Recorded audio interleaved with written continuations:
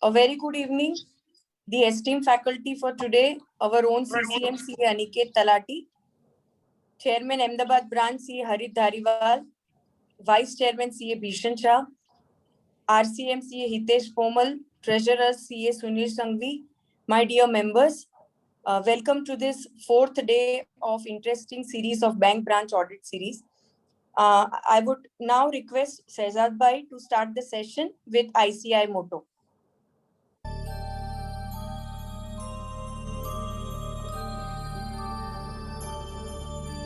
य एष सुप्तेषु जाग्रति य एष सुप्तेषु जाग्रति कामं कामं कामं कामंशो निर्मिमाणः निर्मिमाणः तदेव शुक्रं तदेव शुक्रब्रह्मा तद्ब्रह्मा तदेवामृतमुच्यते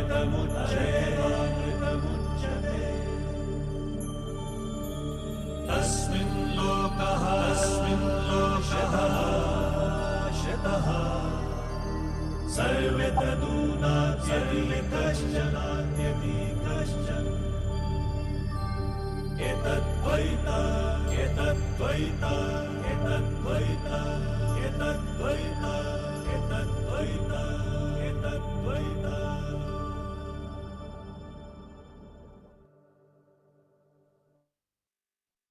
Thank you, Shehzad Bhai. I would now request Chairman of Ahmedabad Branch, C. Harit Dhariwal, to give opening remarks. Thank you, Anjali Ben. The speaker for the session and Central Council member, C. Aniket Talati, Regional Council member, C. Hitesh Bhai Pomal, Vice Chairman, Bhishan Bhai, Secretary Anjali Ben, the coordinators for the session, Neerav Bhai, Sameer Bhai, Sahil and Ankit, and all the dear friends and seniors in the profession. A very good afternoon. In fact, very good evening to everyone. So today is a very important topic on IFC on bank audit. But before I get on to the topic, just a few important announcements. I think all the presentations, I think a lot of requests we got from the members regarding the presentations. And today we have shared all the presentations for the for earlier 3 sessions on the WhatsApp group. Those who have not got it or those who have joined the group late, you can message any one of us and we'll share you all the presentations and the material that we have received from the faculties. And we'll make sure that we'll send the presentation on the same day in the same group so that you can get the presentation and you can revise that. Second important announcement on the activities of Vikasa. I think very important limb of chartered accountants is the Vikasa, and all the students, I think let it be GST or bank audits, we have very important sessions for them. So you can tell your articles to take a part of, be a part of that.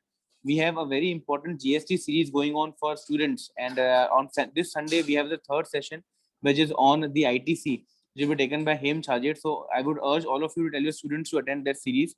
This Sunday on 28th, we also have a special bank audit seminar or series sessions for students. So we have 2 important sessions. One is how to plan the bank audit from a CA student's perspective, how to do documentation, and also how to understanding of the IREC norms, advances, and provisioning norms for students.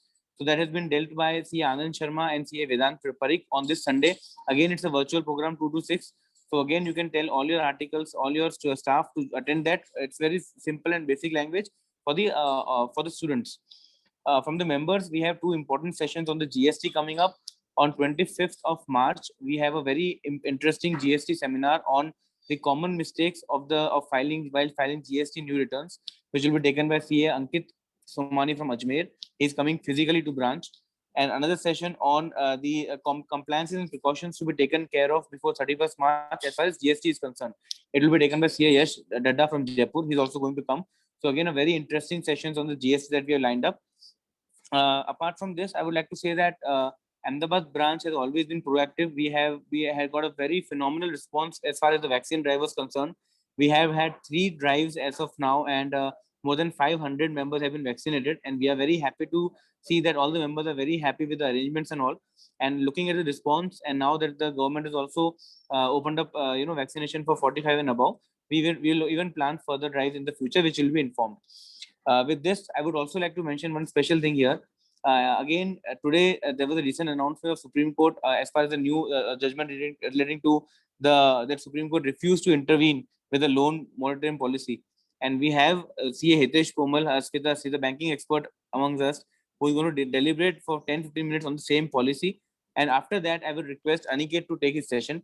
I think Aniket is not well, but I think so courteous and so grateful for him to come even for some time. And and again, I would say that Aniket is the convener of the IFC on bank audit. Now it's a big material that we all are going to read.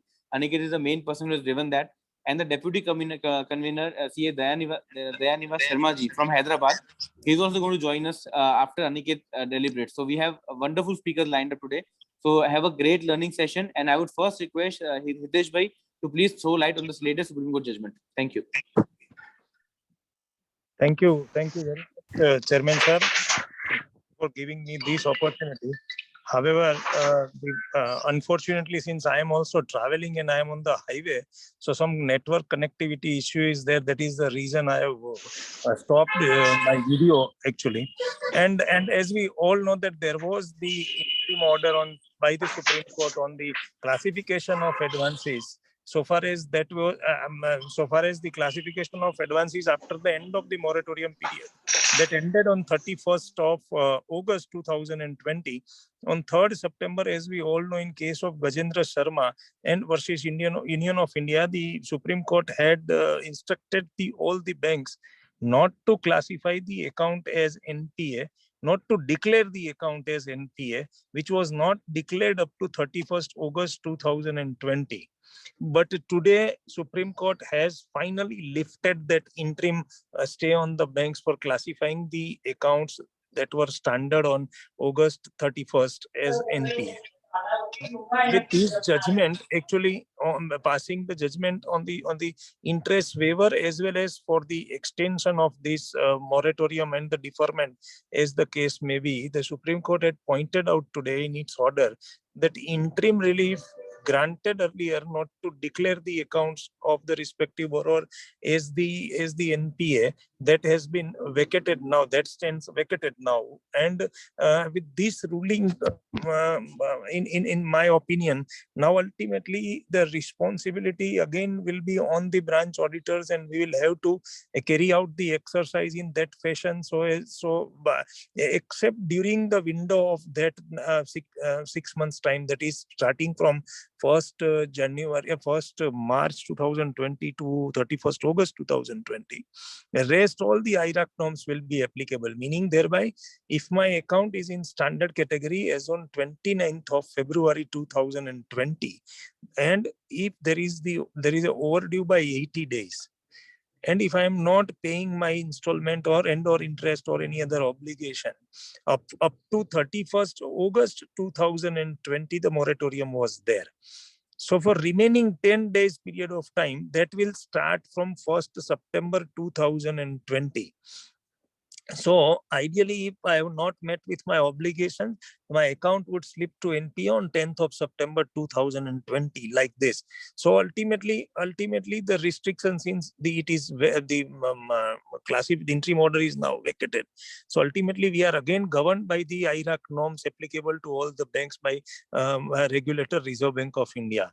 And I think the most important question on prima facie reading this judgment will be on whether on the technical ground also we are supposed to classify the account as NPA. That needs to be seen, and that is going to be very interesting. And I think the regulator will definitely have to come with the clarification in this regard. And we are expecting, actually, obviously, that upon this judgment, the Reserve Bank definitely will come up with the clarification in a near future only, or before the commencement of the audit at the branch level. So ultimately our responsibility, जो पहले बात हुई थी, that we need not have to check the account classification, since in view of this COVID relief package or the Supreme Court interim order, actually now it has gone, and ultimately we will have to apply all the checks for us to confirm that the IRAC norms applicable in case of advances have been complied with by the respective banks. But the interesting part would be, in my humble opinion, is that what will happen to the accounts which will have to be classified as NPA on technical grounds, say for example for non-submission of the stock statement or the non-renewal or the short renewal, whatever the case may be, we can I think we'll have to wait for the instructions from the Reserve Bank of India in this case. In this case, second interesting development is about the interest on interest plea. The Supreme Court has directed banks not to charge the interest on interest, meaning thereby that whatever interest was due during the window of that 6 months time, right, should not be classified, should not be the interest on that interest should not be levied on from the borrower side. Earlier, as we all know, that the exposure up to 2 crores in the advances account, right, the interest on interest for those 6 months, even for the non-payment of the interest, that was for the that was on the government. Actually, the exchequer will have to pay, and the State Bank of India was appointed as the nodal agency for this, and all the credit or the this benefit will be passed on to the borrowers, wherein the exposure is up to 2 crore rupees. However, today the apex court, I think it has directed that there should be no interest on interest or or any sort of penal interest on any amount during the loan moratorium period from the borrower, meaning thereby if the exposure is over and above the 2 crore rupees also, actually the same needs to be worked out, and as an auditor, our responsibility is to, the question arises that whether the interest on interest will be recognized in the books of the banks or not. In my opinion, it will be recognized as the income. Why? Because that the borrower will not have to pay. Only central government will pay. That is the reason the credit of that particular amount will be given to the borrower, and the reimbursement will be obviously from the government only, for which I think we may have to give the certificate to that effect. But it will be interesting to see that how the central statutory auditors, in their letter to the branch auditors under that SS 600, what we have discussed already, actually what type of instructions they are passing on, and what responsibility is being casted on the auditors, that needs to be seen. And to my opinion, the ultimately the clarity in this regard will definitely be there. The only question is that, since recognition of income is my opinion, that since it will have to be on the exchequer only, so ultimately it is to be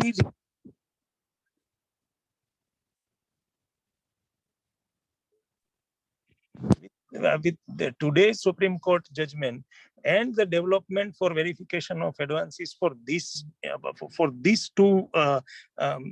extension of moratorium period, or the declaration of NPA, and the charging of interest on interest. I think everybody understand what is interest on interest, because since by virtue of the RBI circular, if I'm not mistaken, dated 17th April and the 23rd May 2020, whatever the interest charged on the case credit account, the FITL or a separate account, that is FITL only, is required to be created, right? And that is to be parked in a separate account. So the question was, as of now, as before the Supreme Court judgment, that whether interest on interest is, whether the FITL, so income on that FITL, is required to be accounted for on accrual basis or case basis. But there is some clarity with the, in my opinion, with the judgment from the Supreme Court, that it is to be recognized. However, the payment of that, the obligation will not be on the borrower. So the question is, if the entire interest is the demand from the borrower, demand from the petitioner was to not to charge interest at all for 6 months, that would have cost huge to the banks, right? But however, with this there is a clarity two issues are required to be seen, and again for that, I think ICAI once the regulator comes up with the clarification, definitely there will be the guidance from the ICAI also in this regard, and or the instructions from the respective banks for which we are doing the branch, right? The instructions from the bank as well as the central auditor will also be there in this regard. So there should not be any ambiguity. We will have to verify the advances in all respect.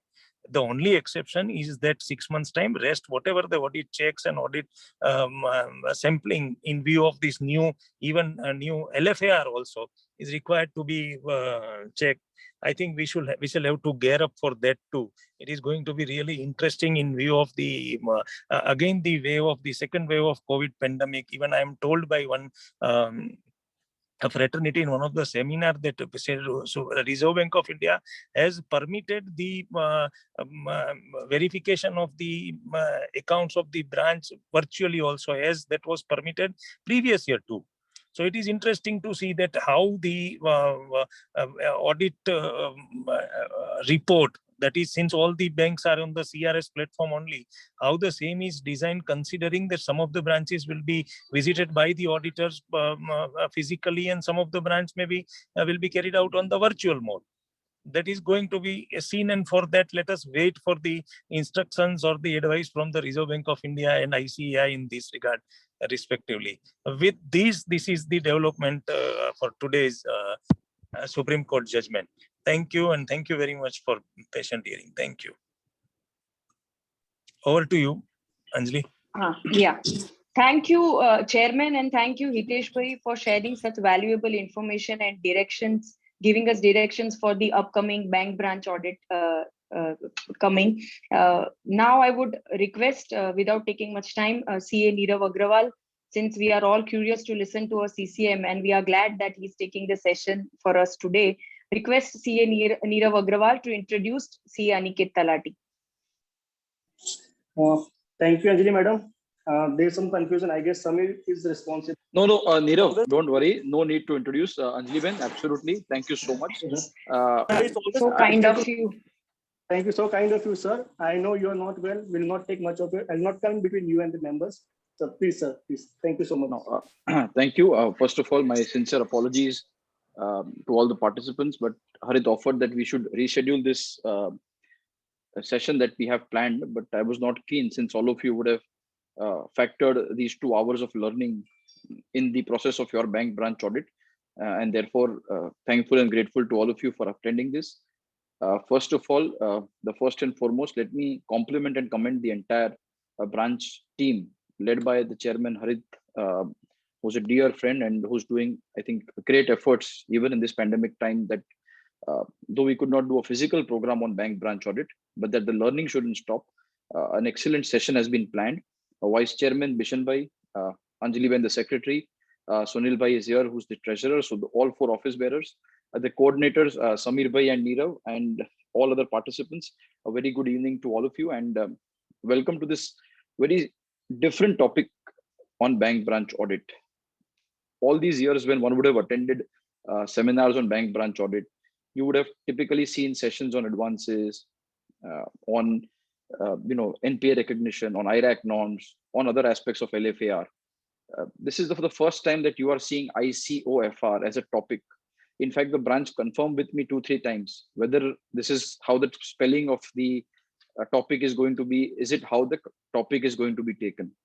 And let me share with you, yes, it's a very new, unique change that has been brought in. And I again compliment Harit Bhai and the entire team for including a session on ICOFR on banks. Harit Bhai has been very clear in terms of executing this bank branch audit program. Typically, in a lot of branches, one sees that over 2-day period, there are 6-7 hour sessions which are kept for banking. And what happens there is that over 2 days, one is not able to concentrate totally on these topics. In fact, a lot of research activity has shown that the attention span of any member does not typically exceed 1.5 to 2 hours. And therefore, हम सब बैठे होंगे एक 6 घंटे के 7 घंटे के session में, शायद CPE भी 6-7 घंटे की मिल जाए. But the actual learning that we all are so eager to seek, and though we may have the right intention to get the learning, it doesn't happen because our attention span gets broken. There are distractions, professional commitments, and otherwise. So I think excellent step taken by the branch to have these sessions broken out on different days so that you can focus on all of these topics singularly, and more importantly, have a Q&A session at the end if required. Try and understand the topic with all sincerity and clarity and move forward. And I think it is with this intent that we have included this topic on ICOFR for banks. Harit Bhai very rightly mentioned that this year I was given the responsibility by the AASB, which is the Auditing and Assurance Standard Board of ICAI, that we will have to come out with a publication on ICOFR. What is ICOFR? Of course, we are all chartered accountants doing audit of listed companies. So we are aware that when we give an audit report for corporates under SA 700, we generally include two separate annexures, one for CARO and the other is for the internal control over financial reporting. Having said that, we all know how much focus we actually give into ICOFR, especially for the smaller companies where it is applicable. Large listed companies have their own control structure, their own RCM, not regional council member, but risk control metrics, which are documented and made available to the auditors to verify. But here in the case of banks, it is being introduced for the first time. It was proposed to be introduced for 31st March 20. But as we are all aware, last year, the COVID situation struck us and the implementation was deferred. But this year, it was very clear and categorical that the institute was told by the RBI that we will not defer it any further. In fact, I'm happy to share with you that this is one publication on which we were being followed up by all public sector banks and especially the RBI. I was made the convener of this group and we had 5-6 chartered accountants who we all got together and have come out with this publication. It is not in the nature of a guidance note. So my request to all participants, first and foremost, don't treat this as a guidance note on bank branch audit. That is your mother document for bank branch audit. That is your Bible, Gita, Quran, whatever you want to call it, for the purpose of conducting the bank branch audit. So all the regular aspects of advances, of IRAC norms, of recognition of NPAs, of all other aspects of LFAR will be dealt with using that guidance note, which has been issued by the institute. Additionally, there are two technical guides this year that ICAI has come out with. The first is on LFAR. And why? Because you are all aware that many changes have been made by the RBI this year, especially in the long form audit report. So you would have been told in the past sessions also, and I'm given to understand that tomorrow Harit Bhai has kept a special session on the changes in this long form audit report. In this LFAR, the changes that have been brought in are so immense that no longer are we just going to say a yes and no. Those of you who are doing bank branch audit for a lot of years will know, largely LFAR was restricted to a yes and no kind of a question answer session, or a yes and no kind of a reporting. Now the LFAR has been changed with qualitative answers that are expected from the central auditors who will collate, and it is also requested and required from bank branch auditors. So very important session tomorrow, and I would request all of you to ensure that you attend this session and make the most of it. So with the changes in LFAR and this very important ICOFR being introduced, let's try and understand first the concept of the internal control over financial reporting and what is going to be the change. Today, as we've discussed, we are going to have 15 parts to our presentation today, starting with the need of IFC. How has it been mandated? Companies Act, we are all aware, it has been made mandatory. Then how in the case of banks, it has been made mandatory. What is the difference then between an IFC and ICOFR? And it will go up to the ICOFR approach, methodology, and the control testing techniques that one can apply. We will be joined in the second portion of this session by Central Council member from Hyderabad, C.A. Dayanivas Sharma ji, who is also the co-convener of this group, which developed this entire publication. So I will discuss the first half of ICOFR and the other half of it will be taken up by him. But let me share with you at the outset, this change of introducing the concept of internal financial controls over financial reporting in bank branch audit. Dear colleagues, is not just restricted to this audit that we do in the end of March, beginning of April. This is in fact a very important wake-up call for all of us chartered accountants, that this is how going forward in the future, the importance of audit is going to be. No longer are audits going to be restricted to the transactional audit that we have been doing all these years. If you are doing an audit of a company, for example, our audit has been primarily restricted to transaction verification. So you would start with the bank, the cash, the GL, and move upwards. But as Dayaneva Sharma ji, who's the co-convener of this group, will explain to you as we move forward, that now controls is what is going to be extremely critical for all the audits that one undertakes. And no need to tell you why controls have taken importance. It is not that just transactions or what is on the books which is important. In fact, as we all saw in the case of PNB, one person or two employees of the Punjab National Bank's Brady House branch who decided that I want to use the SWIFT mechanism, issue a guarantee in the favor of a company.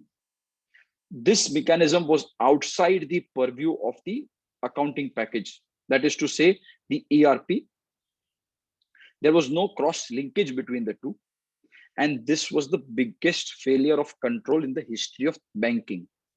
And I can very categorically say that not in India, but probably in the entire world, this was the biggest failure of an internal control performing, that you were not reconciling your own SWIFT mechanism with your books of account.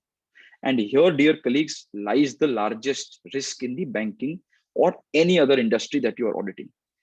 It is not that if you look at the trial balance, you look at the general ledger, you look at all other ledgers, and you get comfort that yes, there is nothing in this balance sheet or P&L which would lead me to a qualified opinion, an adverse opinion, or a disclaimer of opinion. It is now imperative that we just don't restrict ourselves to the numbers that are appearing in the trial balance, in the P&L and balance sheet, but we go deeper. We try and understand that if there are control framework failures within the organization, they may have a much wider and far-reaching impact on the financials of the company than the entire total of assets and liabilities put together. Simple examples can be, for example, in the pharma industry, if there are not enough controls, and here I'm talking about process controls, and then there are liabilities which come up on the production, those liabilities can far exceed the reserves that a pharma company would have made. Similarly, on financial controls, more specifically, let's discuss the PNB example. One employee who was given the access to the computer system of the bank. This is not his own computer, not his own personal system. This is the bank system, the interbank system, which is being used across the world. That access was given to him. And what happened? He misused it. There were guarantees which were being issued, but never accounted in the books of account. And that led to this fraud. It is now incumbent upon us as auditors to not only focus, therefore, on the transactional audit, but also on the internal financial controls. So let's look at the global scenario of why IFCs as a concept emerged. And I will have to take you back to June 2003. The very famous case of Arthur and Anderson. The entire accounting firm went away. And why did that happen? It is because that in the audit, it was noted that the financials, if somebody was to go and review the financial, I would look at the property, plant, equipment, fixed asset, jisko hum kehte hain, everything is okay. Title ke deeds, company ke naam pe, yes, company ke naam pe. Depreciation ki entry correctly book ki hai, correctly book ki hai. But huge amounts of transactions were actually happening outside the books. The question can be, as an auditor, how will I know that the company had other bank accounts outside of the ones that were being told to me? That is a financial control. Authority kiske paas hai bank account kholne ki? And the expectation of the regulator was why did you not check the list of all the bank accounts that were open? Why did you not verify this aspect of controls? And this led to the emergence of what we all refer to as the SOX or the SOX, the Sarbanes and Oxley Act. Two gentlemen who are part of the US Congress. In the US, typically, not all laws are named after past president or a past prime minister, etc. There is a very healthy culture there that two gentlemen who were congressmen from different states, they piloted this move and they came up with the act. और इन दोनों के नाम पे ये act बना है, mister Sarbanes and mister Oxley, who came up with the Sarbanes and Oxley Act, which is now compulsory for US listed entities to follow. तो क्या होता है? Auditor not only gives his opinion, जो हम ऐसे 700 में opinion देते हैं, true and fair view of the balance sheet and the profit and loss account. Your role is not restricted there. You are also expect to give another report on Sarbanes and Oxley, the SOX report, which is mandatory. और यहाँ क्या करना है? All the risks have to be identified. So if you have to do the implementation work for IFC, you have to first and foremost understand कि सारे risk map हो गए कि नहीं.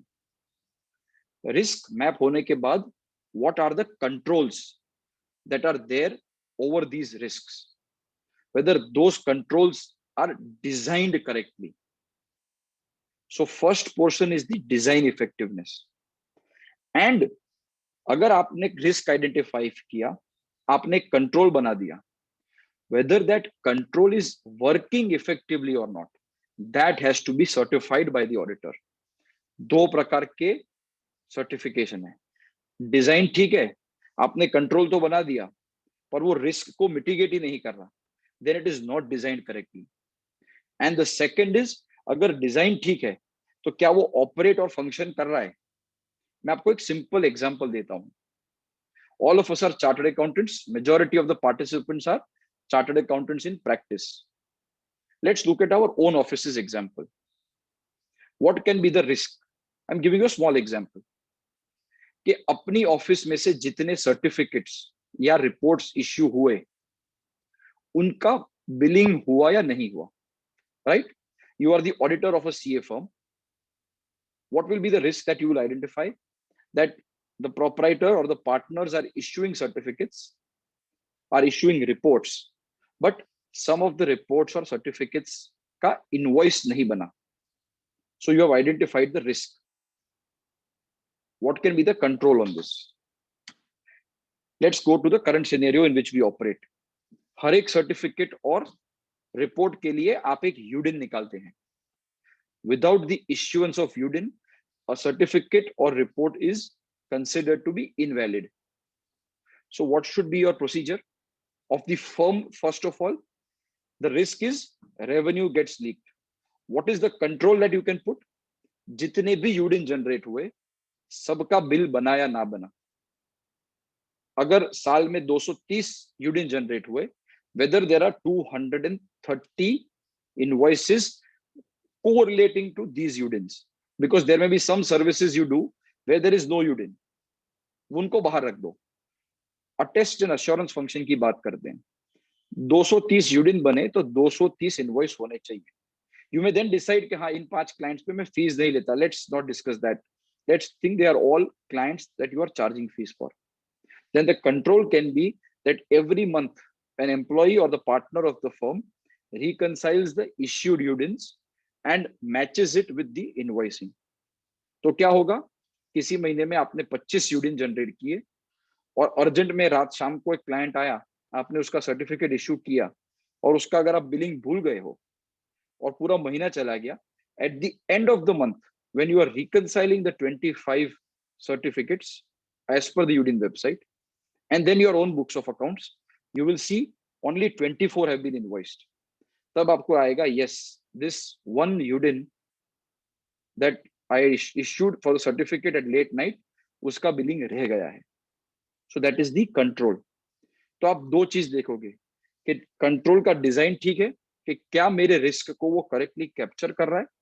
There can be multiple controls to address the same risk. But let's talk about this one particular control. Then yes, this control is designed correctly and whether it is operating correctly.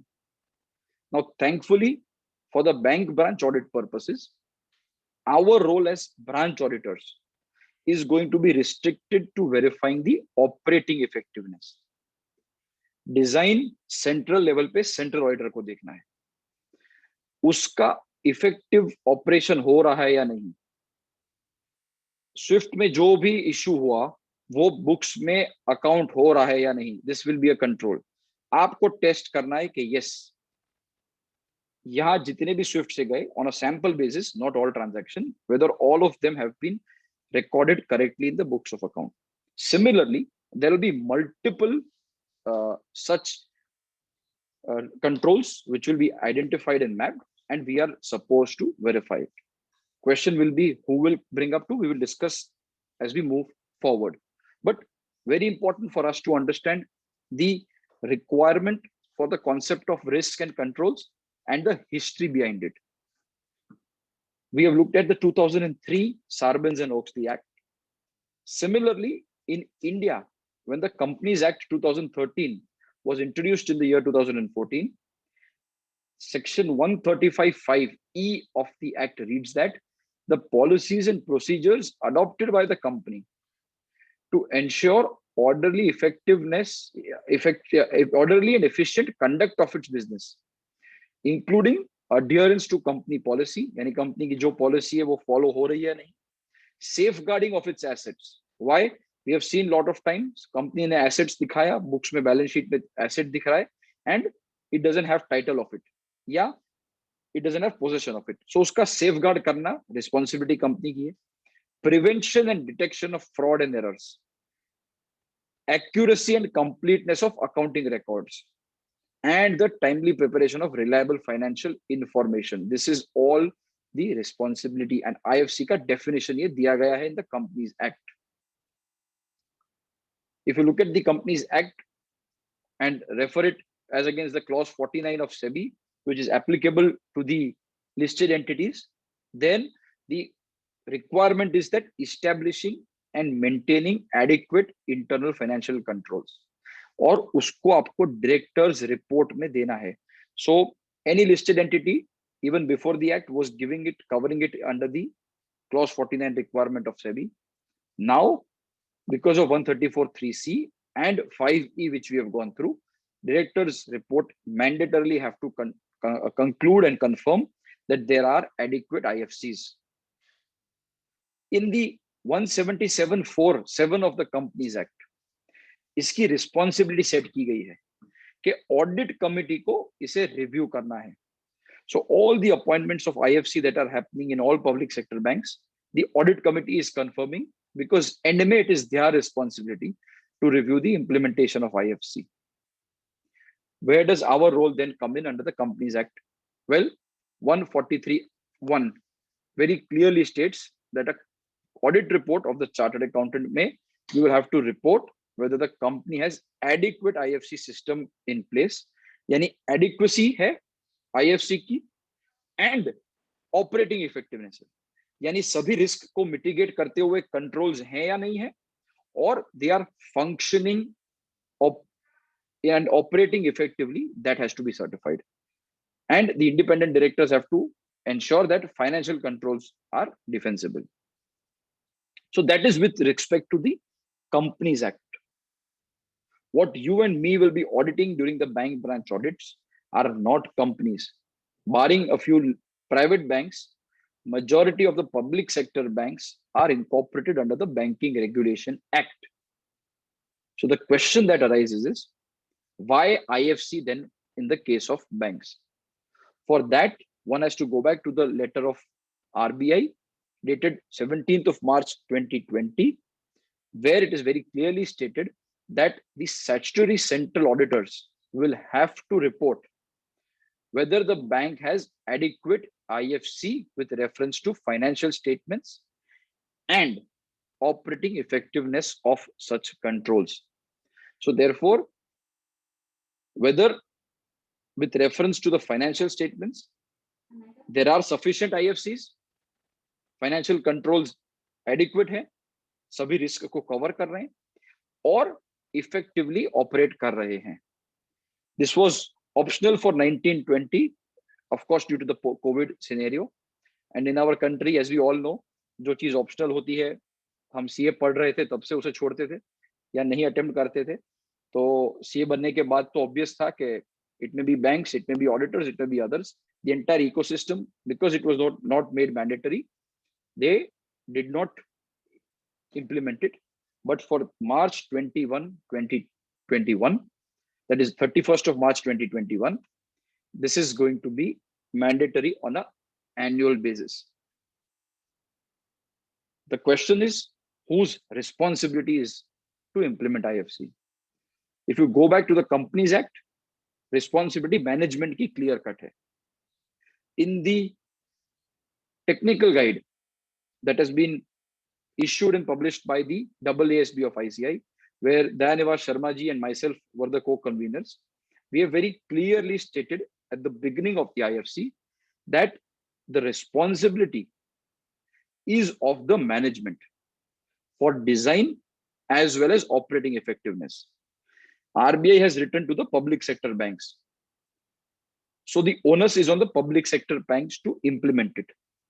They are currently hiring agencies, hiring CA firms, non-CA firms, whatever is their procedure, they are hiring the entities to design the risk control matrix, that is the RCMs. But ultimately, उसकी design ठीक है और वो operate effectively कर रहे हैं या नहीं है, that responsibilities of the bank management, and very categorically and clearly it has been even proposed in the technical guide. In fact, I'll be very happy to share with you, ये जो technical guide हमने publish की है, we sent it out to RBI, and we are very happy to note that RBI went through the entire technical guide in detail and in fact offered some of their comments. Those comments have been incorporated and changed and updated in this technical guide. So my request to all of you is, please go through the technical guide whenever you are doing this. There is also a master guidance note on IFC. If you want to look at the structure of the entire framework now, there are 2 guidance notes which you will have to follow. And guidance notes, though recommendatory in nature, their effectiveness is almost as a mandatory pronouncement of ICI, because deviations are only permitted in certain cases. So 2 guidance note आपको रखनी है. One is the guidance note on audit of banks issued yesterday. Other is the guidance note on IFC, which was issued 5 years ago by the institute. 2 guidance notes and 2 technical guides, which are to assist you. One is the technical guide on LFAR, and the other is the technical guide on IFC, the one which we are discussing today.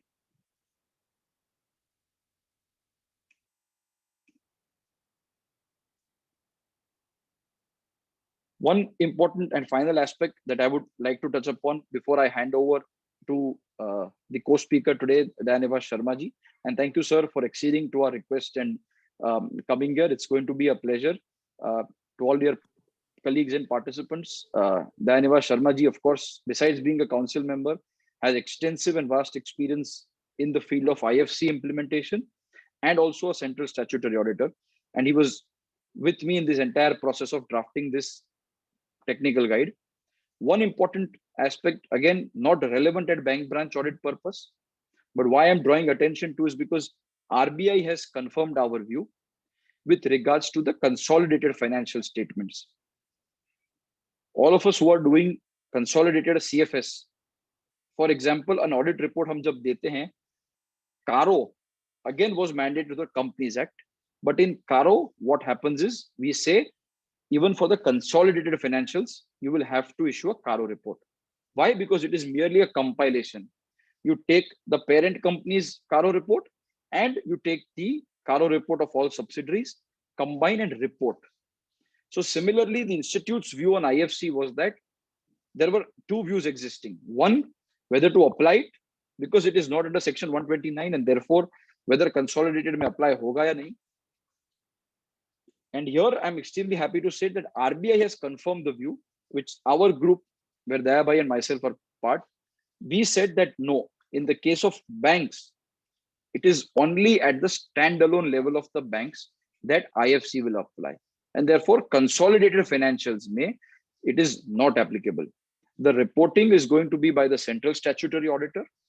But for the purpose of the central statutory auditor to take it forward, he will require the reporting from the bank branch auditors. And the bank branch auditors will therefore have to give the report. The annexures to the technical guide very clearly lay out the reporting format for the branch and also for the central statutory auditors. Both have been given here in this report. So I just wanted to give an overview with regards to the process of IFC, the design of controls, and then the operating effectiveness of controls. I would now request CA Dayanivas Sharma ji to take this discussion forward. And if there are questions at the end, we'll be happy to answer them. Welcome, sir. Thank you very much, Aniket bhai. Thank you very much for inviting me. And Dinesh bhai and Siman Kumar sir, Sunil Singhvi sir, thank you very much. And particularly the Ahmedabad branch, though Aniket bhai has been always telling that I'll invite you, and he never invites me. I don't know. He has a fear that I am going to contest from Ahmedabad. So might be that that should be one reason. And the second reason happens to be like, he always says we'll do one big program, and very soon we are actually planning to have a peer review program also. And more importantly, yesterday night when I landed in Hyderabad, I got a call from Aniket, and he was telling, Devai, you have been working on the IFC side. I said, who can be better than you to guide me? Tell me how can you help me? I asked him rather. Then he immediately said, Devai, mazak mat karo yaar, thoda, let us start discussing something, because tomorrow I need to make a presentation. Then I told him, why are you giving presentation? Again, you can invite me, I can come and give presentation. So again, the discussion went forward, saying that, rather than creating a new PPT, let me share something with you which might be useful for you. And fortunately, being in the council and last 2.5 years, the association has been so good that, we understand each other's mind and move forward in one or the other manner. So there is a lot of discussion which happened, and then ultimately we decided, okay, Aniket will speak in the first half, might be second half, a little bit knowledge which I have, I'll come and share with you all people. But before taking forward, let me tell you one thing. On the technology side, there cannot be a better person than Aniket. And today, the concept of IFC is actually come considering the entire technology aspect, which I'm going to take you through the entire aspect. So before that, let me talk 2 minutes about Aniket bhai. The entire digital learning hub of the institute is being developed by him. He understands where are the controls which need to be put, because it is linked with our CPE program. Point number 1. Point number 2 is with regards to the website. Point number 3 is with regards to the SSP portal, which he supports me to the last level. Before I talk something, he actually gives all the suggestions. And many such things are there which have been, really noted. When he was being made as a convener, I had to call him and request him to make me a member of the group. And I was fortunate that, he said, why member of the group? You become a convener. I said, no, I don't want to become convener. I would like to learn from you. So let me be part of the group. Then fortunately, he proposed before the AASB chairman that, let us take him as a co-convener or might be deputy convener. And we started the journey. Aniket, compliments to you. What efforts you have put in. I think all the branch members should actually listen to it very importantly. The shortest time Aniket and his team has taken, which includes me, to develop the IFC framework of the entire banking system. It is not simple. It is very complicated. And I'm fortunate that I've got an engagement to execute. And while doing this, I was able to learn from my practice what I'm doing. And then we have implemented this entire process in that. Still, the quality aspect of that has come out very fine. I think the shortest time any publication has been received, accepted by Reserve Bank of India, which is very important, accepted by Reserve Bank of India, and then it has actually come back to the council for further, guidance and release. So we are fortunate that last 400th meeting we released that document, and the way that has actually moved forward and the kind of handy book it has become, it's very interesting. So Aniket, the kind of contribution you have been making, thanks to you for a continuous engagement. Really, I'm telling you, I really sometimes envy the way you actually handle institute as well as your work. Really compliments to you and so much to learn from you. Friends, the topic is very interesting. There are two important aspects in this entire IFC framework. I request someone to be on the screen. I am tired of talking on screen on a continuous basis. Someone has to come now and then, please. That's my request, because नहीं तो motivation down हो जाता है. कौन सुन रहा, कोई नहीं सुन रहा, समझ में ही नहीं आता. Okay. So whoever can be there, I'll be really thankful. Aniket bhai, you can actually take off. There are a lot of other people who are there. Hardik sir also is here now. Good. Parag bhai, thank you very much for encouraging me by coming on the screen, and all the people who are going to join, because I get a little excited and encouraged when I see people on the discussion. A very important aspect, which was never been thought in past, Two things. One, adoption of technology at its peak by the banking system. Number two is there is a circular which has been released by Reserve Bank of India to all the public sector banks, saying that you should have the least human intervention in the system. You have heard Aniket, I was listening to Aniket, the way he was taking through the entire thing. But I'm just going to take you through certain important aspect, and you'll understand very effectively what I mean and how there is a reference in the recent changes which have been made in the LFAR and much more. So 1 second.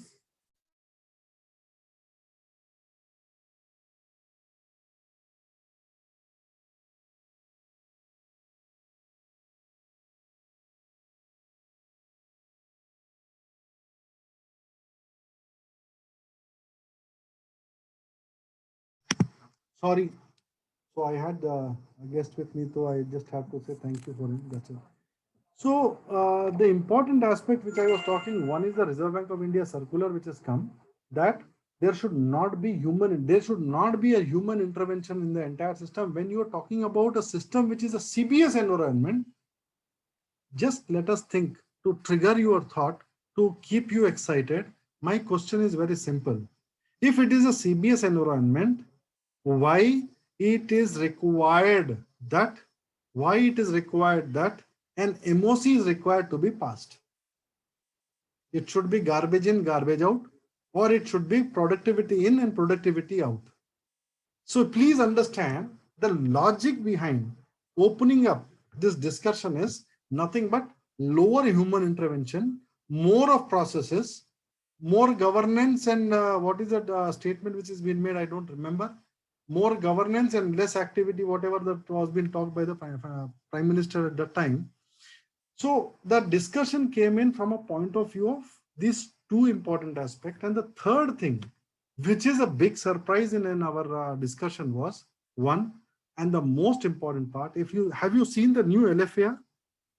Have you completed the new LFAR discussion in the process, in the bank audit seminar? If not, I think you should look at it from that perspective. That will be tomorrow. Tomorrow they are going to have a session. So I'll just take you through the preamble of LFAR, new LFAR. I'm not going to discuss on the other aspect of LFAR. Right. Let me allow me to just share a screen. Hope you are able to see the screen.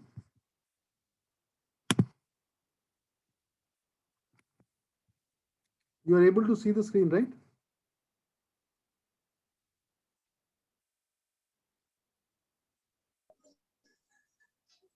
Yes, sir. Screen is visible. Okay. So let us see this important aspect, what is being talked in the preamble of the LFAR.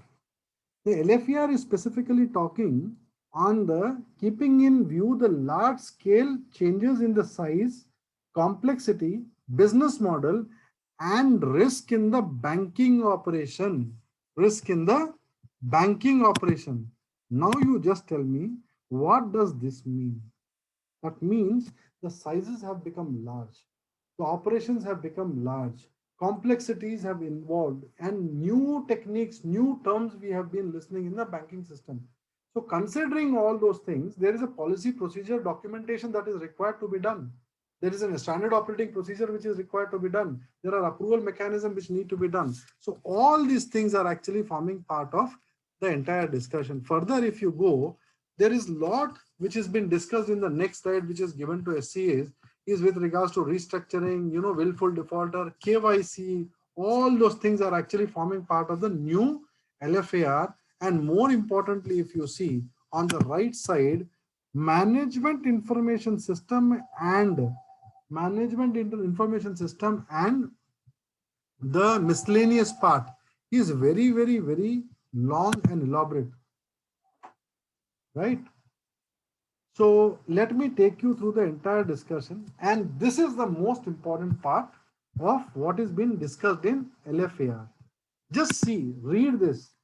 To have transaction testing to provide input to the central statutory auditors on verification of data integrity and data related controls, systems and processes should be carried out and commented upon with a special thrust on those data inputs which are to be used for MIS.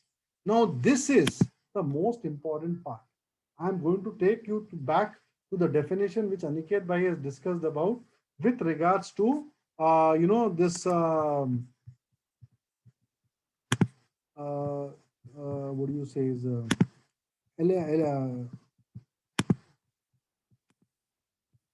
I'm just taking you back, right, to the discussion.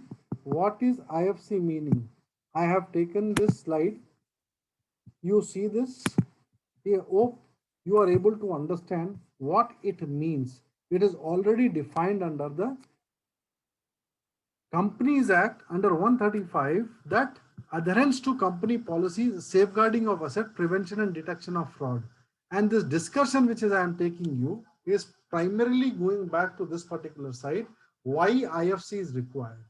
Expectation for competency and accountability, which is one of the most important part when you talk about IFC framework, talks about the area, the sub area, then you are having the risk, control mitigations, what are the steps you are performing, whether it is a human intervention, whether it is a system based control, whether it is a preventive or a detective control, what kind of risk, what are the controls which are being attached. Use of reliance on evolving technology. Now, when you talk about the largest number of banking transactions hitting through are cyber frauds, and what is the kind of control which is there with the banking system with regards to all this technology is to be understood well. Furthermore, expectation of avoiding material omission and fraud and misstatement. Please understand, I'll take you through one of the most important part of the definition, and we need to really take things really very, very carefully. Let me just talk about this aspect. What does the definition of IFC say? As per explanation given in 135(4)(e), orderly and efficient conduct of its business, including adherence to company policies, the safeguarding of its assets, prevention and detection of frauds and errors, the accuracy and completeness of the accounting records, and the timely preparation of reliable financial information. So technically, if you see, IFC is a bigger circle, and out of that, the carve out is nothing but internal control over financial reporting. What do you mean by that? The only part is, example we'll take, the process which is evolving from the, when an application of loan is being taken, the process of vetting it from the branch, going to the zonal office, then going to the head office, placing before the board, releasing the sanction letter. These all five are the financial control system of a banking system. But when you are talking the transaction, when this sanction letter is converted into a financial number, which is hitting my financial statements, which we need to really understand well. What does it mean? Till the time the sanction letter is there, it is not hitting my financial statements. The day I start creating the master data of my customer by putting his basic information, his data of address, KYC and all those things, then starts the detail about his loan disbursement. That means I need to create an account for him. That means it is hitting my trial balance, which is nothing but if I open an account with zero balance also, it is hitting on financial statement. The moment I put the sanction limit in that, it is hitting my financial statement. The moment I put security value in it, it is hitting the financial statement. The moment I put interest rate, installment, and all other parameters, it is going to be taken into the financial statement. So what it means is, with regards to Companies Act and requirement of banking regulation, the internal financial controls are those things which are from the process A to process Z. Whereas in case of financial control, reporting on financial statement, it talks about this. There is no explanation given in Companies Act or nowhere.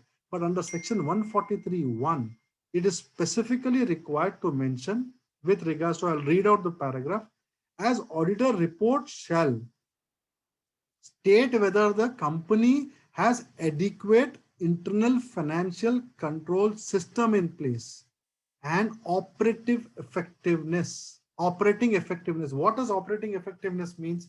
Please understand, it cannot be on 31st of March. It has to be during the entire period of the financial year, from 1st April to 31st of March. So the operative effectiveness means it is operating all throughout the period of such control, which states that the auditor is required to comment only on those internal controls which are having direct impact on the financial number of the company. That means, please understand, my control, if I go through, I'll just take you through one slide, right? This is the slide which you need to understand with regards to the banking. I'm not going to talk about others. I'm not talking about others. I'm just giving you an idea with regards to how the data flows back. Let us take what is my output is nothing but profit and loss account, balance sheet, schedule, notes to accounts and everything which is there. Am I right? From there, if you see, I have to go backward. What I go backward, please understand, the financial statements are very simple in the balance sheet, right? उससे कहाँ से आता है? Trial balance. Trial balance कहाँ से आता है? We have to understand. Let us first, before I discuss this particular aspect, let us understand the banking IT architecture. Banking IT architecture. Just go back for a moment, think for a while. Go back last year exactly when you did the bank audit, right? The fact is very simple, right? There is a CBS environment which we call. Am I right? There is a CBS environment which is there. Now the CBS environment means, tell me one thing, from Tally do we get Schedule 3 requirement? From Oracle, from SAP or from Finacle, do we get the balance sheet out of it? Do we get the profit and loss account? Do we get the schedules which is required as per the law? Never. It is basically throwing you a trial balance and generalized balance sheet and profit and loss account. Nothing more than that. In case of banking environment, please understand what we need to take up very clearly is, example, there is a CBS environment which is there, which is hitting my day-to-day transactions, right? Which is hitting my regular withdrawal of money, deposit of check, creating FD, taking loan, withdrawals from any kind of other model, even the off balance sheet items which are there that are created on the financial statement. So all these transactions are actually going and hitting and sitting in my Finacle. That means the moment, just go back and think, Hardik bhai, you tell me one thing, you have done bank audit, right? Right? In the CBS environment, when you go to the bank, will he generate a balance sheet and give it to you for audit? Or what does he do? He does one thing. He pulls the data of CBS, right? Then he puts the data into one more software, correct? And there, the entire classification of advances, balance sheet preparation, part A, schedule A, schedule B, schedule C, whatever you call, or schedule 1, schedule 2, schedule 3, whatever we call in respective banks, that is being generated. When we go to the bank, he says, sir, system is running. When my system is real time, why system is required to run? There is no requirement. You get my point? Yes, yes. Trying to drive is very simple. CBS is a separate software. There is a software which is actually processing all this data in one form, and then he's giving me. If that system is so accurate and Reserve Bank of India or bankers think that the system is truly perfect, then what is the requirement of passing in MOC? Have you thought about it? Debit is a debit, credit is a credit. Transaction hitting is happening. When there is the more than 90 days criteria, which is there for interest or installment, it should automatically create an NPA account, make it substandard, and then process accordingly. Why it is a situation where the securities are being placed and that has not been rightly recorded? I'm going to take certain examples and discuss with you all people how this impacts and why this IFC framework has actually come into existence. Now, CBS, this software, and there are certificates which are generated manually, which are being filled, right?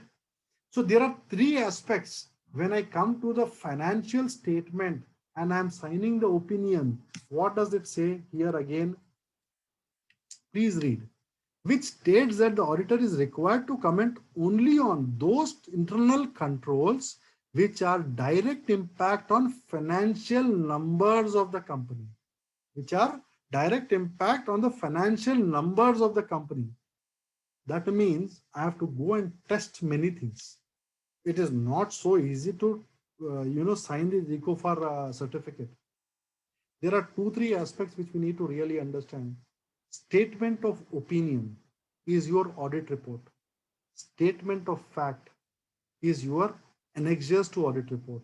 What I mean by that? Audit report is given in Companies Act. Number 2, annexure to audit report is CARO. It is a statement of fact. It is a statement of fact, right? Similarly, audit report is given in the banking system, right? LFAR is statement of fact. When you talk about tax audit, 3CA, 3CB is statement of opinion, but 3CD is statement of fact. So the statement of facts are to be done based on certain important aspect only after testing certain things and you are 100% confident that it is right, then only you need to come out with that purpose. Is it clear? Or it is going here and there? I don't know, people opinion. If I can just take quickly whether they are with me on this discussion. So, भाई एक बार जरा देख लो. Are people together on the thoughts? Okay? चलो ठीक है. So, अब सबसे पहले समझ लो sir. Architecture of banking is very clear to be understood, and the notification, the circular released by Reserve Bank of India that there should not be any human intervention, that non-human intervention can be only tested and verified if you are implementing ECOFAR. Because I need to understand every aspect of the discussion, right? So now got the message why ECOFAR is come into existence. What is opinion and what is fact? That is also very clearly understood. Let us now take the discussion forward. It's very interesting. आपको जहां पे भी किसी को doubt आता है, without hesitation, kindly come on screen. I am more than happy to share my thoughts very clearly. अगर ये discussion मेरा LFAR के साथ होता था ना, it would have been a total different discussion altogether, because I need to restrict my discussion because you have a separate session tomorrow. Right? Now let us go to this. What is the auditor's responsibility and what is the director's responsibility? In our opinion, the company has in all material respect, please understand I'm reading certain words, an adequate internal financial control over financial reporting, and such internal financial controls over financial reporting were operating effectively as at 31st March. That means the central statutory auditor of the bank are required to test this control on a quarter-on-quarter basis to understand and make the statement saying that it is operative effectiveness or is on a continuous basis. And the responsibility which is gone on board is board has adopted policy and procedure for ensuring the orderly and effective control. That means every person, Aniket Bhai discussed this slide, right? Whose responsibility is what? In this particular case, I'll take you through this important slide, which you will really appreciate. What is the role of whose we need to understand well, right? Role of a board of directors is laying down adequate, effective IFCs. Audit committee evaluates that. Auditors comment on that. So this is a role very clearly defined. If I just put this entire discussion in a simple, quadrant mechanism, whose role is what need to be understood effectively. And my comment makes whole lot of difference because I am the person who is giving the opinion and the statement of fact in this. ECOFAR is a requirement under 143 of the Companies Act, section 143 of the Companies Act. Audit committee requirement is that they have to do an evaluation. Who should design and maintain it? It's the CEO and the CFO. And who should be responsible in making the statement whether it is effectively working or not, which is board of directors. This is the role of an individual person or an individual body or a group of people, what they need to do, right? So let me just take you through this slide. Now, expectation of governance oversight is the word which has been used somewhere, and I have just put it down in this entire slide. Expectation of governance oversight means very simple. Who is responsible and who is the person who is governing it? That need to be very, very clear. It is a very clear definition which I showed it in the 4 quadrant. Whose role and responsibility and what liability they are carrying, that is very clearly defined in that quadrant. Globalization of market operations. Please understand, all these banking transactions which you are seeing today are not simple banking transactions. Once upon a time, that was a day where 10 crore, 20 crores was big thing. Today, few thousands of crores are also nothing. So all these transactions you need to understand. There is a requirement as per RBI guideline. IRAC norms are being applicable, whichever is stringent, whether it is applicable in India or abroad if I have a foreign branch. That need to be understood very well. Changes and greater complexity in business. You see the kind of new terms which they have used for giving different kind of loans.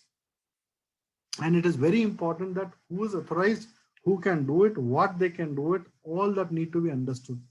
Complexity in law, rules, regulation, and standards. Can you tell me one example? What data need to be captured by the auditor? Then these are all things which are part of internal control financial framework. Can you give me one example of this complexities in laws? It's very simple.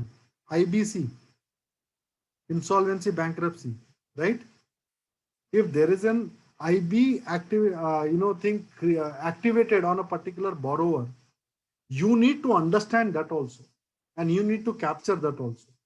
In case there is a fraud audit, forensic audit which has been initiated on a particular borrower, a borrower may be a standard account. Please understand, a borrower is a standard account. But in case of such comments with regards to risk evaluations, we need to really understand what are the laws which are affecting. An account might be the borrower might be a standard account, but if there is a forensic audit initiated on them, insolvency proceeding initiated on them, right? Agency for special monitoring initiated on them, that means there is something which we need to understand well. And that has a relevance and reference. Everything what I am talking has a relevance and reference in LFAR. You have to specifically make comments on certain things. It is gone to a level, Hardik Bhai, I'll tell you, top 5 borrowers top 5 borrowers of the branch, which are standard, having, what do you think, what are the risk areas in that particular thing? I can show you that. I'm not verbatim reading it, but that talks about the standard, top 5 standard accounts, which has the major risk. You need to mention. How will you mention this without having the internal control financial framework? Will the branch manager tell you, PLC साहब sign कर दो, चले जाओ यहाँ से, मेरा काम हो गया? पिछले बार तो 5 दिन में वो जो स्टोरी रोज गाते हैं ना अपने पास, 2 दिन में बैंक ऑडिट करके चला गया, अब 2 दिन में बैंक ऑडिट छोड़ो, कुछ एक चेकलिस्ट नहीं भर सकते आप लोग. How are we? So my suggestion to you all people is, please understand, when you are going to go for a bank audit, you do one specific thing, which is very critical. Before going to the bank audit, as soon as you get the appointment letter of which branches you are allotted, request you all to write a letter saying that you give me the financial statement as on 31st March. Feel say 31st March close ही नहीं हुआ sir. भाई धन्यवाद आपको. आप एक काम करो, फिर 28 February का दे दो. What will happen with that? 2-3 things. One, you will very effectively understand what is the portfolio of that particular branch. If you understand the portfolio of the particular branch, you can actually plan it well, execute it well. Number 2, कुछ मत करो. सब लोगों को मैं clean message दे रहा हूँ, कुछ मत करो आप लोग, एक ही काम करो, उसको बोलो SMA 012 की लिस्टिंग दे दो हमको. फ्रॉम लास्ट 11 महीने की लिस्टिंग है ना, वो लिस्टिंग दे दो हमको. ये सारे आंसर्स आपको वहां पे मिल जाएंगे. Right? Might be sometime later we'll discuss more about this, but I don't want to interfere in other person's discussion. So let me just take you through the internal control over financial framework. Till here, I think you people have understood that ये discussion को मैं यहाँ पे लेके आता हूँ. Right? The reporting requirement of a chartered accountant is to sign a balance sheet, profit and loss account, schedule, notes to accounts, and all those things, which is ultimate outcome of the entire bank audit. From where is this generated? It is generated from trial balance. From where is trial balance generated? It is generated from a particular system. एक बात बताऊं, I'll just show you one of my client work. I'll like to show you 1 second. एक ही second भाई थोड़ा सा. How the entire system of banking works, you will really appreciate from where the numbers are coming and going.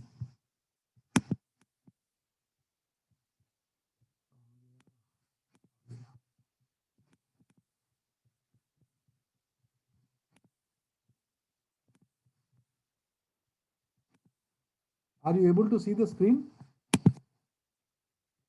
Yes, sir. Yes, sir. ये आप देखो थोड़ा सा समझते हुए, what is the importance of EcoFar I am showing you, and this is a very important aspect of all your banking transactions. When you are going to do bank audit, this is all relevant. You need to understand the architecture of the. Sir, can you please zoom a bit? Zoom a bit. Fine. That's fine. Thank you, sir. अब ये देखो आपका है ना, ये आपका पूरा CBS environment, अलग अलग सिस्टम्स हिट करते हैं एक और एक सेंट्रल सिस्टम पे. All the data is actually pushed into the central system, and this central system is actually generating your balance sheet, profit and loss account, schedules, and also the schedule with regards to all your advanced portfolios. Correct? Advanced portfolio बाहर निकलता है, balance sheet, profit loss account बाहर निकलती है. CBS से नहीं निकलता, CBS से नहीं निकलता. There is a separate software. Please go back and see. There will be one tar वाला printer which is there in every branch. From whatever system is connected to the tar वाला printer, that is the software which we need to go and actually test. Reason is one thing very interesting. This central system is actually there, and this system is actually generating me all the information. Now, very interesting point. Till if my DP or my loan or the term loan or cash credit, if it is not hitting, that means the transactions are recorded in CBS. If that CBS can classify the NPA, why actually is required that as an auditor, when you generate that advanced portfolio, you actually go and say that this is not a performing asset, this is not a this should be classified as substandard asset. It's primarily because there is a tweaking which is there. What tweaking is there? We need to understand that. Right? What tweaking is there? We need to understand here. The tweaking is with regards to loan moratorium, interest and installment dues and due dates, value of security which is there in that. 4, whether all those transactions are being reported. It is only debit, credit, debit, credit, debit, credit, which CBS is actually doing by parking into different accounts. Debit credit जो हम लोग internal इंटरसोल account बोलो या फिर head office account बोलो, कोई भी account के अंदर डेबिट क्रेडिट हो रहा है, and then ultimately there is operations is happening in the, what do you say is the OD account or CC account. So the system takes the data and pushes into this particular thing. So हमारा हर data modifiable है इस particular control system में.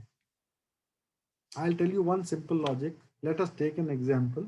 What it requires, what you need to go and test is all these aspects which I'm trying to tell you, which is requirement of IFC, which I'm going to discuss furthermore. एक particular consortium lending है 500 crore की, 500 crores. And there are 5 banks taking 100 crores each as a lead of their portfolio. 250 crores is the value of security given. So your bank has accepted 100 crores out of it. So what is the value of security you should be having in the system? What is the value of security you should be having in the system? कोई तो बता दो, किसी का comment चल रहा है क्या?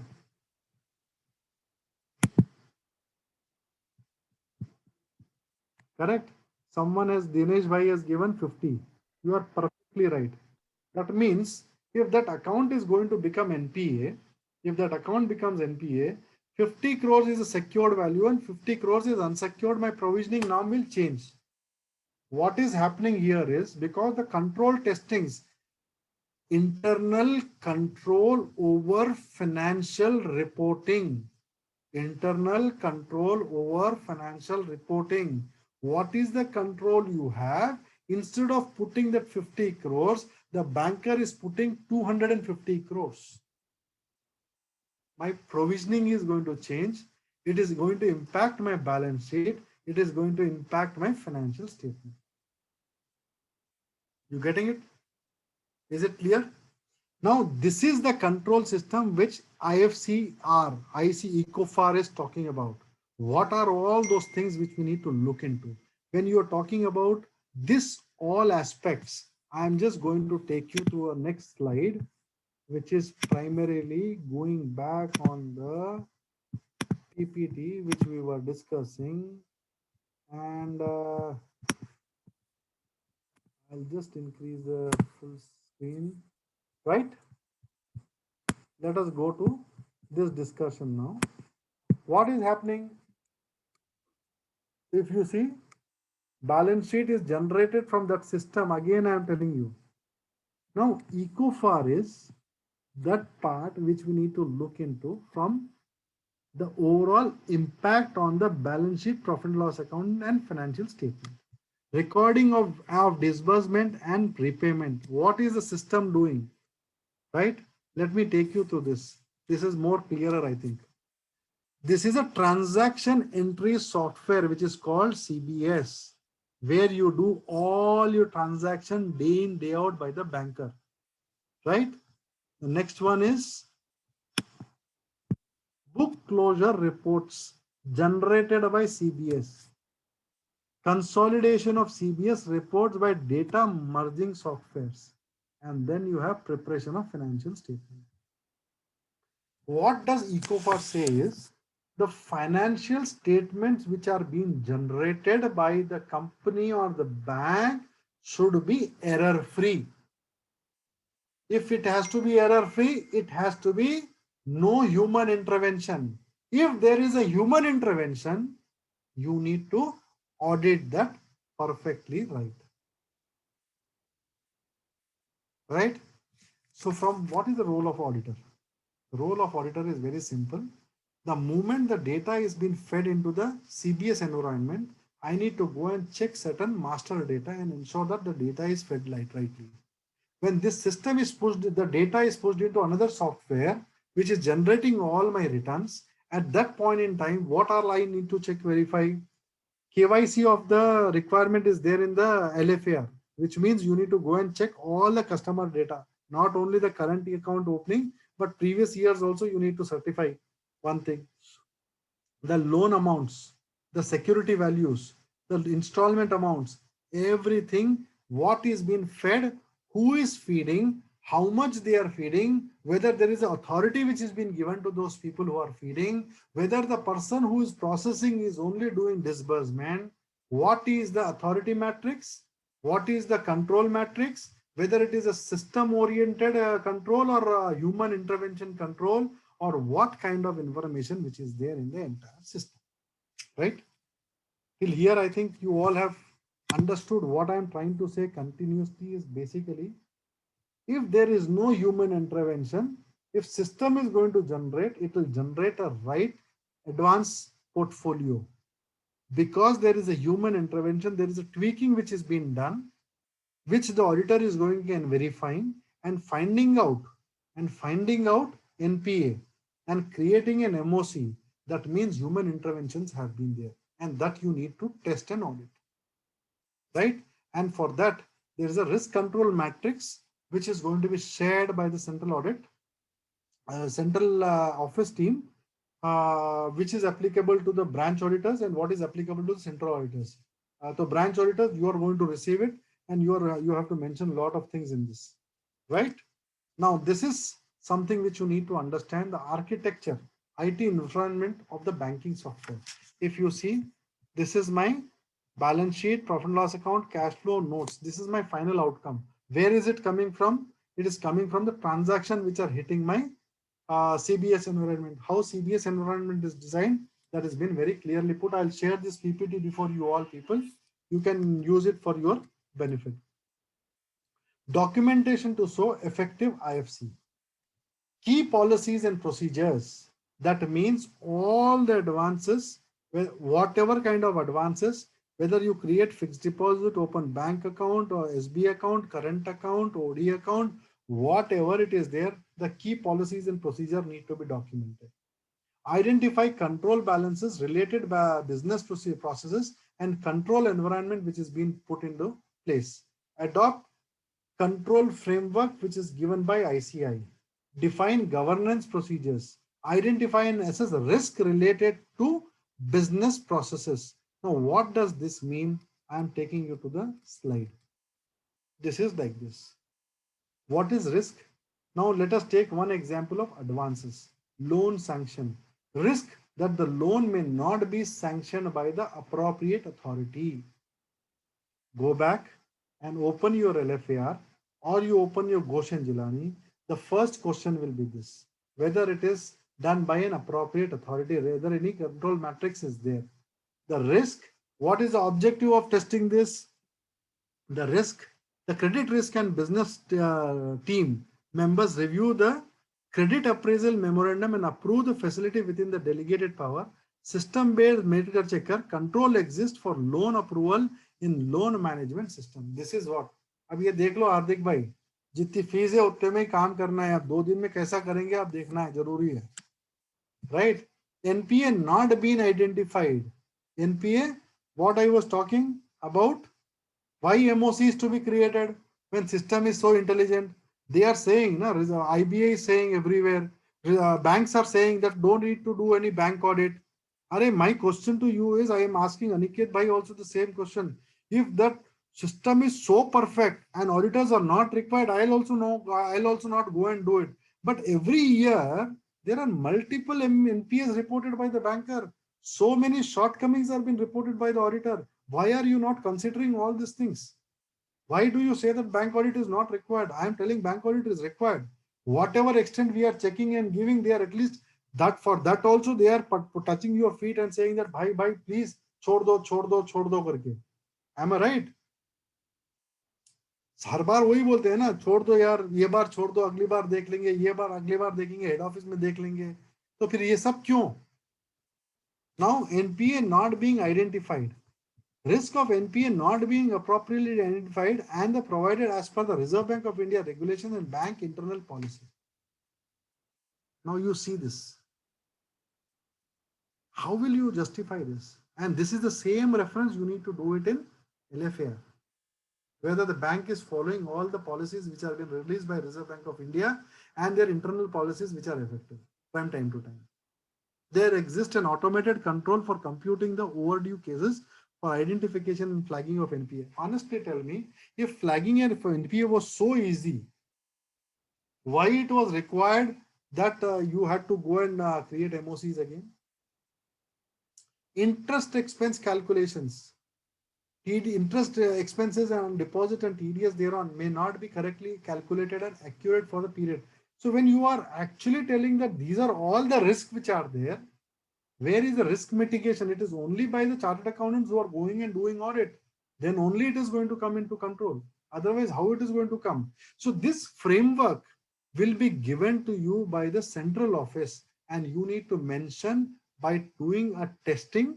You should have the samples within your file, and you need to document that entire process, what you have done. Otherwise, कोई भी नहीं बचा सकता आपने. LFAR के अंदर तुम जाके देखो, specific comments हैं. I don't want to discuss at this point in time only for one reason. Tomorrow you have the session. But every aspect of LFAR, 40 changes are there in LFAR, 40. You can't even imagine.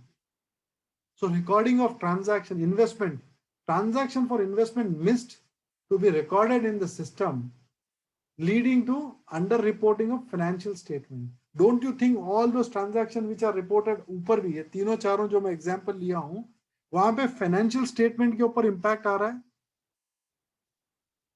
right? So that has to be error-free. That has to be error-free. For that being error-free, you need to perform certain controls. Because यहाँ पे तो discussion करने जाएंगे तो 6 घंटे भी कम है IFC के ऊपर.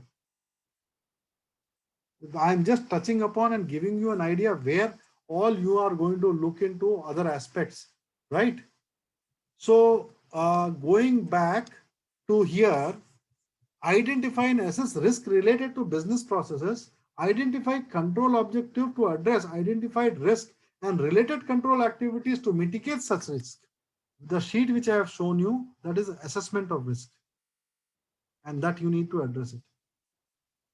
Access and document the operating effectiveness of the control design for the particular period. Analyze deficiencies and report the results to the manager. This is the requirement of IFC. कितने लोग audit करना चाह रहे हैं भाई bank का?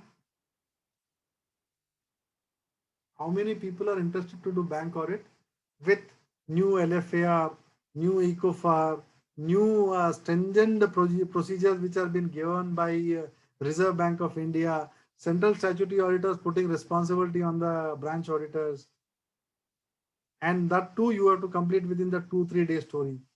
And one thing I request you all, at one given point in time, don't even go with any kind of pressure mechanism. Unfortunately, see, I have been as a central auditor. Till the time you are central auditor, you are दामाद of the bank. वो बुलाएंगे, बात करेंगे, सब करेंगे आपसे. But तुम central audit छोड़ देंगे ना, उसके बाद कभी फोन नहीं उठाएंगे तुम्हारा. तुम branch auditor हैं, तो तुम्हारे लिए है ना branch appointment आता है कि वो फोन करेगा और बोलेगा सर मैं तो है ना very good sir, you have been part of our banking system, thank you very much, we will ensure that every support is being given. But when you go there, sir, the current is not there, printer is not working, system is still not operating, advanced portfolio is not incoming, and then you vary which hotel you are staying, I am going to come there and I'll get it signed, sir. All those things are there. After you signing, he'll not even pick up your call to give you further more information if you want to document. And that is the time when I am talking about the documentation was not that important, but now under this particular circumstances, the audit documentation is very critical, right? So let me take it here. The financial system is actually doing the disbursement of loan processing, interest earned and expense, provisioning of NPA receipts. So this is actually hitting my CBS environment. Then book closure activity. These are all at the year end every quarter following returns are generated by the CBS in certain banks. So that system need to be taken. Then consolidation of CBS reports by data merging software. All branch-wise reports generated by CBS are migrated to data merging software.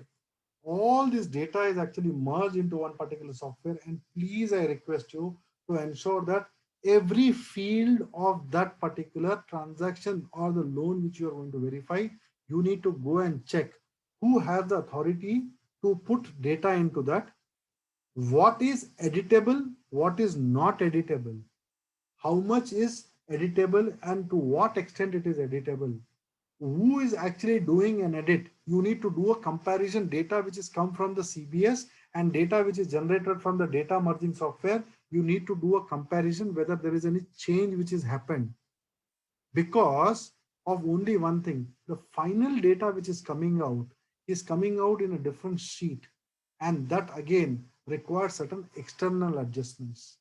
So if there is any adjustment which has been done in the final sheet, that means I am affecting my financial statements. So the point is very clear. In internal control over financial reporting, what are all the controls which are placed? When I am generating, example in our normal language, if I am generating a trial balance from Tally, right? Pushing the data into Excel. In the Excel, I am creating the schedules, sub-schedules, schedules, balance sheet, profit and loss account. Am I right? That means you are doing everything in Excel. That means I can change the number of 100 to 1000 and 1000 to 1 lakh. This is where we are talking about the control environment which need to be placed in the system, right? This we have discussed. I don't want to talk on the COSO framework, which is very complex. We can discuss sometime later. But the internal control objectives are for what purpose need to be understood well. In this entire context of discussion, giving different kind of example, right? What is important? Reliability and integrity of the information. Reliability and integrity of the information. Compliance with policy, procedures, laws and regulations. Safeguarding of assets. Economical and efficient use of resources. Accomplishment of established objective and goals of operating the program. Now, these are certain things which are very critical. Operational objective, effectiveness and efficiency of operations. Operation and finance. See, this looks very English. वो थोड़ा thrill नहीं आता है. But thrill कब आता है मालूम क्या? वो control sheet बनाने के बाद अगर हम वो capture नहीं करें risk, तो thrill आना चालू हो जाएगा.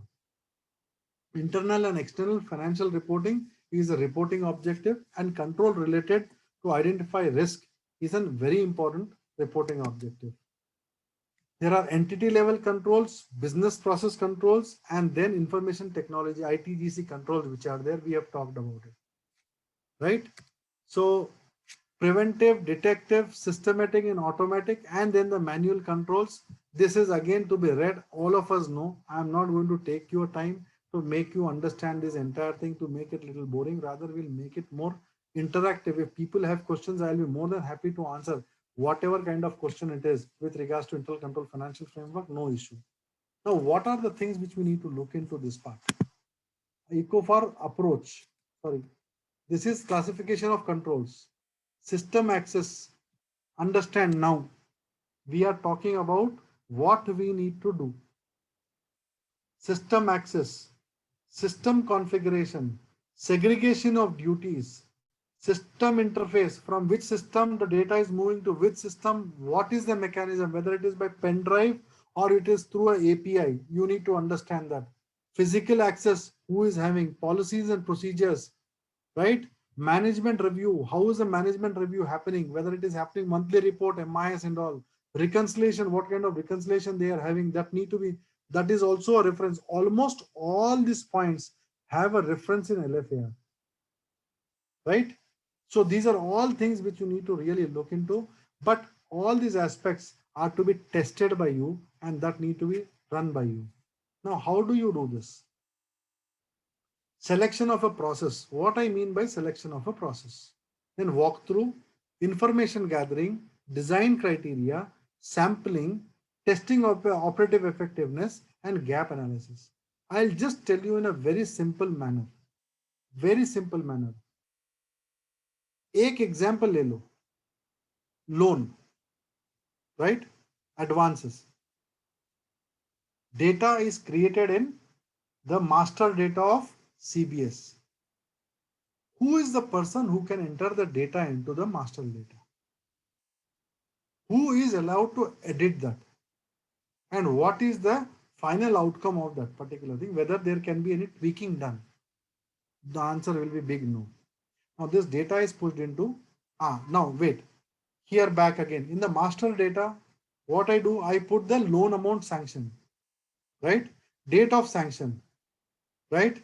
Security which has been assigned. What is the value of the security that need to be understood, right? Then you have field for interest installments, which is moratorium period, right? Then the interest and installment, when the loan is going to get over and what is it, whether it is a variable rate or fixed rate of interest that need to be charged. So these are some fundamental testings you need to do when the data creation is happening at the source one, CBSP. Now this data is actually moved into the merging software. Is any person allowed to tweak the security value? Because it is going to classify my assets and my provisioning norm is going to undergo change and the impact will go on my financial statement. Similarly, I'll give you an example. The installment was supposed to start from say 28th of November 2020, right? Installment was supposed to come. So the 90 days criteria need to be calculated. So 90 days you calculate, it will come within 31st March only, right? Just imagine, Sameer भाई, तुम्हारे account में जाकर तुम्हारा banking relation बहुत अच्छा है, 28 नवंबर के बदले 2020 के बदले, if the manager has a power to go and make it 2021, will your account be classified as NPA? No, sir, because it is for the future date, I would say. Future date. So that Yes. means if I am just tweaking my date, instead of putting 30th November, if I put 1st December, my classification will actually change, right? That means if there is a smallest amount of tweak which I done, that means human intervention is there. If there is a human intervention, what is the control which is there that need to be understood by you, right? So if I change a little bit, I'll give you one more example, which is the biggest fraud which has happened in the recent past. LCs and BGs. 5 LCs are been given on different date. First LC got honored. Second LC got dishonored. Third LC and fourth LC and fifth LC is still taking time, or might be second LC got dishonored, right? You have to make the payment within 90 days, right? The date of maturing of second LC, if I make it to third, fourth or fifth, or combine together and make it as fifth, will my account become NPA? It will not become NPA. It will not become NPA. If the security value is only 5 crores and I put 1 before that, the classification and the provisioning requirement of secured versus unsecured and that portion of making additional provision on the unsecured part will also impact. So these are all the testings you need to do. When I'm talking about selection of process, take a particular activity. Then walk through the entire process. Who is the person who's allowed to create the data, edit the data, process the data. You need to understand that, right? And then information gathering, whether you are verified with the particular file of his with regards to, if you have taken whatever sampling is there in that particular thing, you have taken the sample file and you have done the entire process evaluation. And if this has gone through perfectly all right, that means your control of risk is being tested and it is not compromised. That means you are giving an assurance saying that The financial reporting, because of effective control, is not impacted. You get it? Similarly, if a person is, this all thing is gone good, this all thing is gone good, everything is tested perfectly good. But example, in the last, the balance sheet is prepared in an Excel, or a document is prepared in an Excel, and that document is tweaked. Advances का मैं थोड़ा बढ़ा दिया, NPA थोड़ा सा कम कर दिया, correct? तो जो भी आप एक्सरसाइज कर रहे हैं, जो balance sheet profit loss account sign हो रहा है, is it different? It is impacted? Yes, it is impacted. The logic is, my financial statement should be error-free. Error-free if there is no system control. If there is a system control, what are the kind of different system controls I need to check? If it is no system control, what are the human interventions are there that I need to check? In totality, the point is very simple. This entire discussion doesn't stop here. The discussion will give you an impact when you are going to actually sign the LFAR also, because LFAR is asking many of such questions before you certify the final report, right? So I just would like to conclude here and would like to say that if you want, you have any doubt or any questions, I'm ready to answer. Kindly let me know. Thank you, Dayanivas sir, to give us such insight knowledge. And we have few questions in the chat box. I'm just reading the same. So first one is from Parag sir. The logically design of the control is taken care by HO or bank being in central CBS environment. At branch level, mostly it will be operating effectiveness controls. Looking at current scenario, first bank should have been done with design of the controls, then only it can offer them for testing down the line. Now he needs some clarification on few points. First is CSA or bank should give list of controls to SBA test. Yes. Second, ICFR report to be signed by SBA should exclude para commenting or design effectiveness of controls. No, you have to make comment, because design and control, design is there, control is effectively operating, is something you need to actually mention. Without, otherwise तो ये हो गया कि कल के दिन bank बोलेगा जो आज बोल रहा है, मेरे को जरूरत ही नहीं ऑडिटर की. सही है. Done, sir, done. C. ICFR relates to financial reporting. Does this means operating controls, example, control over stationery, segregation of duty, etc. should be ignored? Control over stationery is not a criteria which is to be considered here, because it is financial reporting. As I told you, then whatever is affecting the numbers is the point which is there. Clear? So stationery and other things are actually forming part of the internal control financials, IFC, internal financial controls, but not internal financial controls over financial reporting. Perfect, sir. Perfect. Done, sir. D. If IFC is there, cannot ICA ask RBI to pull out Ghosh and Gilani report? One stage is going to come. There is all, see, there is a lot of deliberation happening. If you see, lot of certain sections in Ghosh and Gilani are very old. मैं तो खैर आज तक घोष और जिलानी को कौन थे वो दोनों को देखा भी नहीं, मतलब कहीं को भी नहीं देखी आज तक. तो but time has come where, because a lot of in the Ghosh and Jilani, lot of human controls are being talked about, whereas in case of the new internal financial framework, it is going to come in a different manner. So over a period of time, that will get phased off. Great, sir. Great. Last point. If at SBA we come across design control gap, definitely we will report it.